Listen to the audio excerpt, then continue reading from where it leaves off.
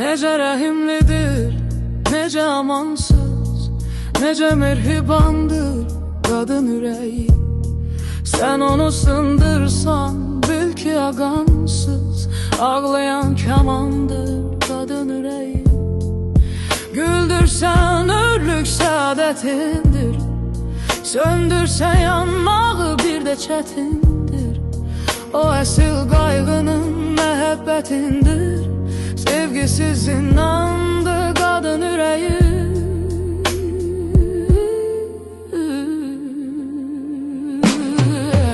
Daşı da əridər, daş da olar o, əriyib gözlərdə yaş da olar o. Baharda olar o, qışda olar o, damladır ümmandır qadın ürəyi. Onunla dünyadır sənə qəfəsdə, onsuz heç yaşama bu torpaq üstə. Sevən bir ürəyə axır nəfəsdə, ən gözəl dərmandır qadın ürəyi.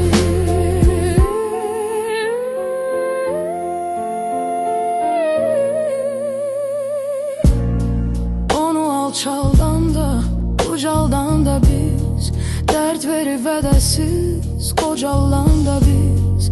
Qədrini biləndə bu cahanda biz, həmişə cavandır qadın ürəyi. Bəzən gül tək solar acı bir sözdən, ağlayar xəlvəti gülsə də üzdən.